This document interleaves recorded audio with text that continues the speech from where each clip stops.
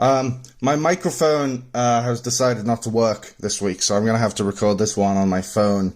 So I apologize if it doesn't sound very good. I don't have a sponsor for this video, but I would like to specifically say do not purchase Rode products because they're nothing but trouble. Anyway, on with the video, on with the poor audio quality.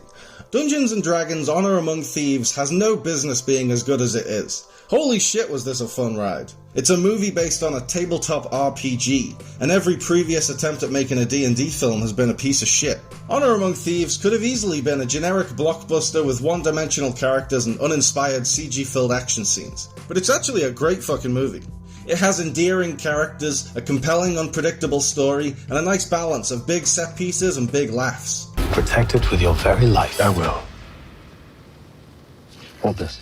Honor Among Thieves has the perfect mix of heart, humor, and action. I've seen it pretty commonly described as Lord of the Rings meets Guardians of the Galaxy, and that's as apt a description as any. It takes place in a Tolkien-style high fantasy universe, but its characters are a band of outlaw misfits who crack wise in the face of danger. It's ironic that Marvel's imitators are doing the Marvel formula better than Marvel these days. I've never played a D&D campaign in my life, so I can't speak to the film's accuracy as an adaptation of the game. I've seen some fans complain that the movie makes the journeys between different locations seem a lot easier and shorter than they actually are. But I think long travel montages would have hurt the pacing of the movie. It doesn't waste any time getting from one scene to the next. From this point on, I'll be getting into some major spoilers, so be warned if you haven't seen Dungeons & Dragons Honor Among Thieves. And if you haven't seen it, go and do that, because it's really good. Based on the self-aware jokes in the trailers, I was expecting Honor Among Thieves to have a Lego movie-style twist where you find out halfway through the film that the characters are all sitting around a basement playing a D&D campaign. But by the time I was halfway through the actual film, I was glad they didn't go that route, because by then I was really invested in the characters. The cast is incredible. Chris Pine proves once again that he's one of the last true movie stars. He's funny, he's charming, he has gravitas when the script requires it, and he's a real lead who takes charge and galvanizes the team. Michelle Rodriguez plays her usual role as a stone-cold badass, but this time there's a self-aware comic edge that she really nails, and an emotional sincerity that endears you to the character. Justice Smith is hysterical, and also really lovable, as an untalented sorcerer who can barely cast a spell. His comic relief moments could have been forced, but Smith finds the truth in every one. Perlamon Tergatis. Maybe I'm not saying it right. Sophia Lillis proves how much fun she can have with a character that isn't defined by wall-to-wall trauma.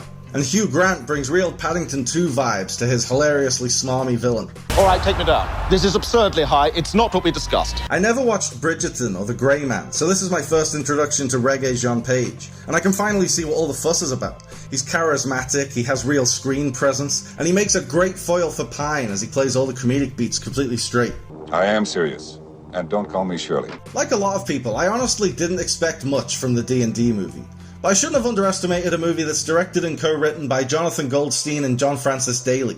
I've loved every movie these guys have made. With Game Night, they took what could have been a mediocre by-the-numbers studio comedy and turned it into a darkly hilarious spoof of the David Fincher style. And I'm one of the very few people who believe that the Ed Helms Vacation is a great movie. Dungeons & Dragons has all the strengths of their previous movies. The tonal control, the rapid-fire gag rate, the emotional core. For the most part, Honor Among Thieves is a fun, fast-paced action comedy that doesn't take itself too seriously. But by the end, you've come to really care about these characters. The final twist is really moving. It reminded me of the end of Onward.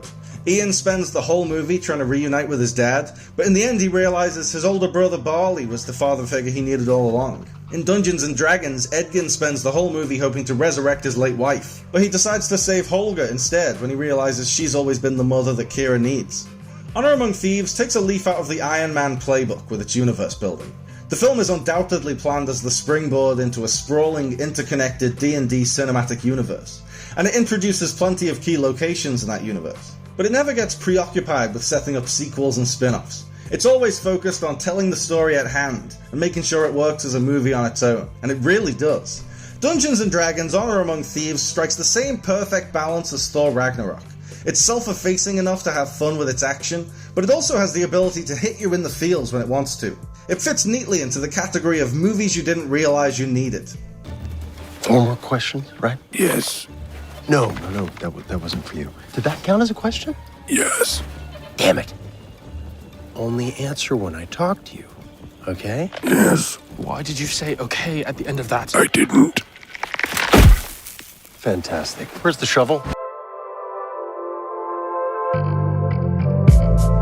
Thanks for watching, guys. I hope you liked the video. Remember to like and subscribe and click on the little bell. And also seize the day and call your mom and be kind to yourself.